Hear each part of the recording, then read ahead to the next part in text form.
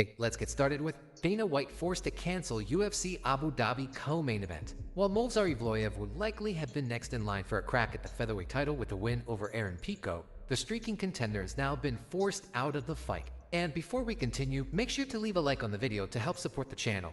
On Monday, Red Quarter MMA shared an update on the situation, indicating that Evloev's withdrawal was due to, quote, an injury or health condition he sustained during fight camp in Thailand.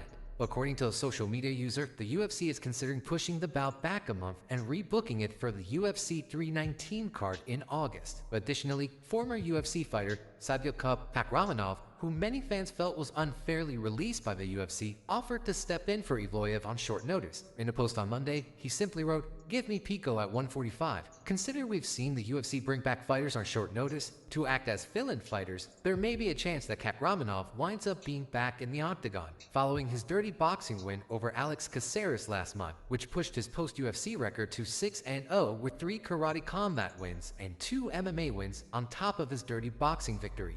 Dustin Poirier talks about ending career without a UFC championship. While Dustin Poirier has had a stellar UFC career, the one thing missing on the Diamond's resume is an undisputed title. Ahead of his final fight, Poirier reflected on his career and what it feels like to walk away without an undisputed title while speaking to the New York Post. "I did everything I could to become undisputed champ. I put myself in position multiple times to get my hand raised and win that belt in the UFC, and just fell short, just got beat by really good guys, made mistakes, and it is what it is. That's life. That's my story.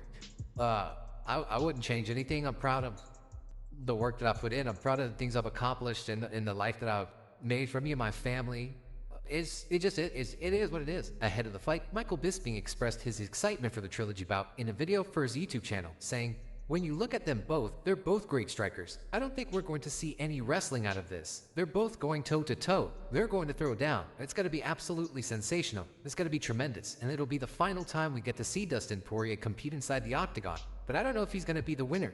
Listen, never doubt Dustin Poirier, but never doubt Max Holloway. Yes, Max Holloway was just knocked out against Ilia Topuria, so that could present some problems for him. That could have weakened the chin. Sometimes people get cracked, they get knocked out, and they're never the same again. Or it could have lit a fire under his and he's like, "You know what? I'm going to show the people. I'm coming to Louisiana to whoop some." And honestly, at this point, I don't know which way it's going down. When Poirier and Holloway share the octagon on Saturday, Joe Rogan won't be commentating. Despite the pay-per-view taking place in the United States, Rogan will be replaced on the broadcast by Paul Felder.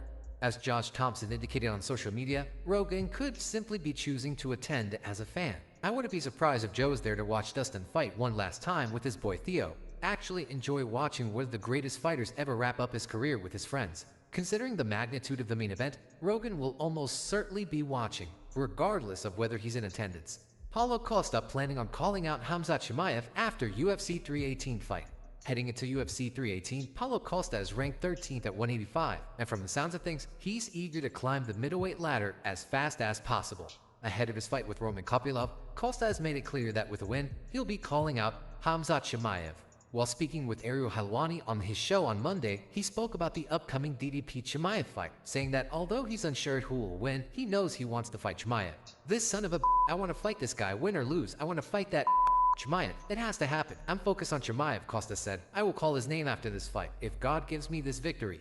I will call his name after this fight if God gives me this victory. I will call his name. I'm going to call this son of a for a fight. He needs to fight me. I need to fight him. I've tried to fight him for a long time, since we had a beef inside the UFC PI, and he's been avoiding fighting me for a long time. He always says no, and UFC has tried to put this match together for a long time. Like 2 years ago, they always say, okay, Chimaev says no. He don't want to fight you. He wants to fight anybody at 185 pounds, but he doesn't want to fight you. Then they couldn't finish the deal, and I got the surgery on my elbow. So in that week, he sent the message for my girl, Tamara. He acted like a woman. He said some bad something like, I'm going to be your husband, and I'm going to do bad things, but he said for her and not for me."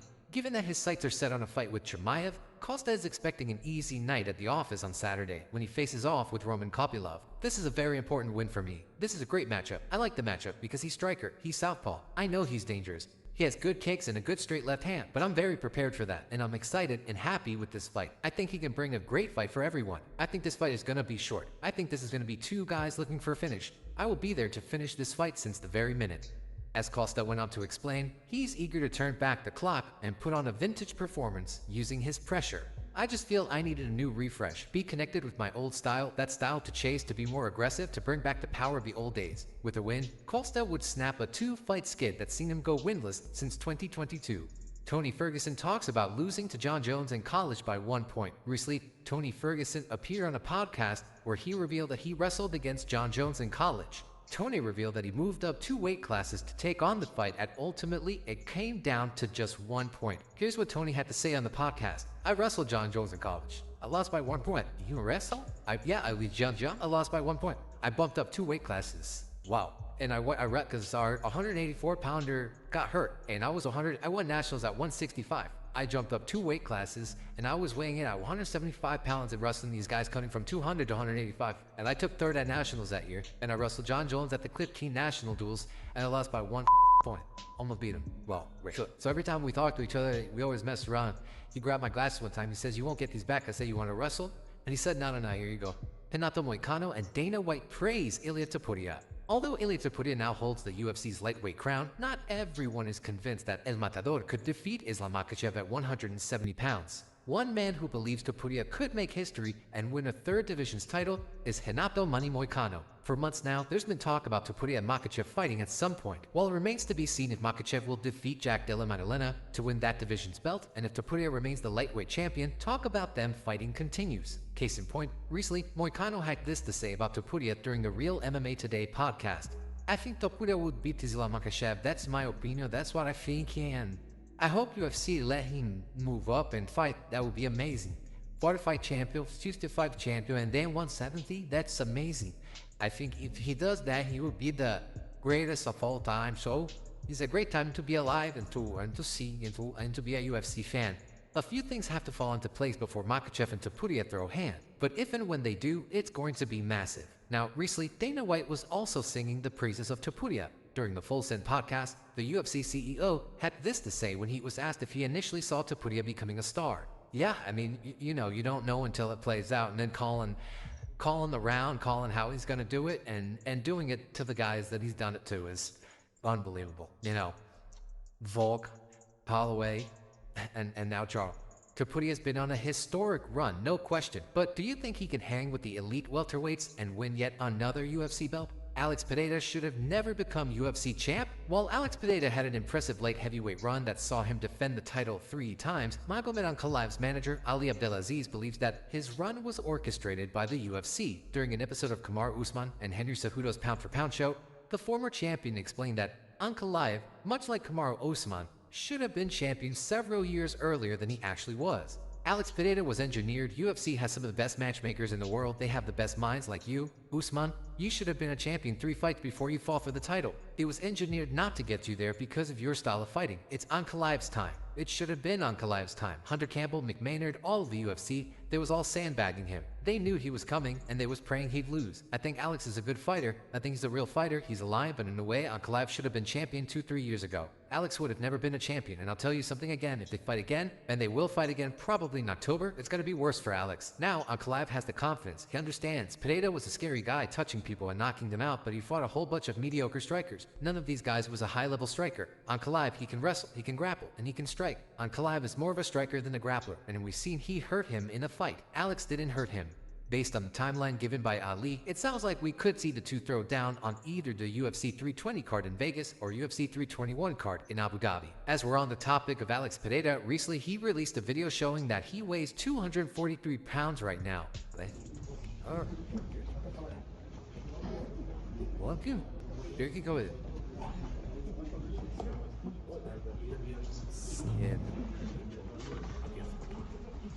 Abbiamo busy, but Dana White talks about the challenges for UFC White House. Recently, U.S. President Donald Trump raised eyebrows when he announced the UFC is planning to host a card on the White House grounds, and that as many as 25,000 people could be in attendance. Well, a lot of people seem surprised to hear that estimate, and based on recent comments that Dana White made about this event, he also isn't expecting a crowd of that size. During an appearance on the Full Send podcast, White had this to say about the highly anticipated event. Tons of challenges. First of all, I don't even know how many people can get in, not to mention the fact that Secret Service isn't going to let a lot of people come do this. Everybody's going to have that background check. So whoever actually gets to be there live, it will be such a unique, amazing experience in their lifetime to be able to go to this fight. And for us, when you think about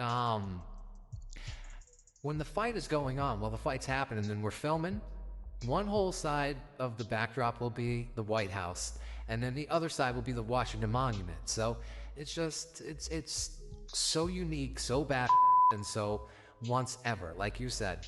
Of course, even if only a few hundred people are in attendance, it's still going to be a historic card. Do you see there being a lot of people in attendance at this White House event? And who do you want to see fight? BKFC will go out of business over $25 million tournament. Last week, Conor McGregor and BKFC announced the $25 million open weight tournament, which will see the winner paid $15 million. While the event has quickly become a major talking point in the combat sports community, Josh Thompson thinks that the tournament will wind up bankrupting the promotion.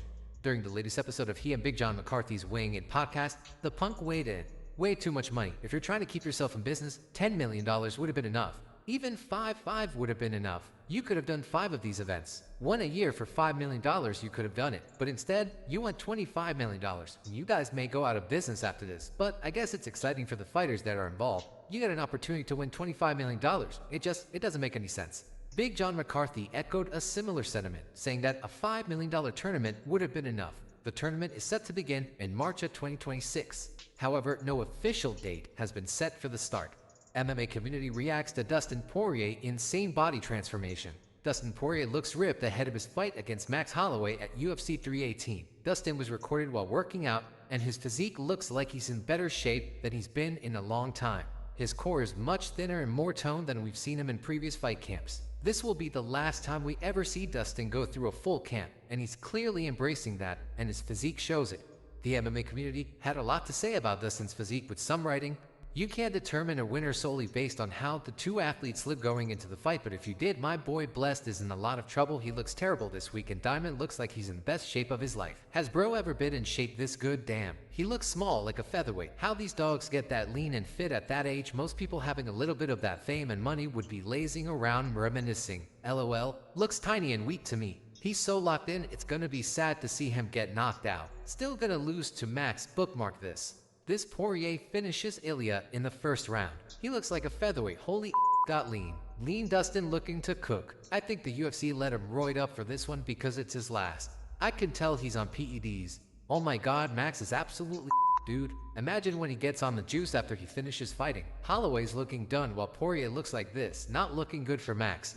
Wow, he doesn't resemble a fridge this time. What are your thoughts on UFC 318 and who do you see winning the main event? Let us know in the comments below.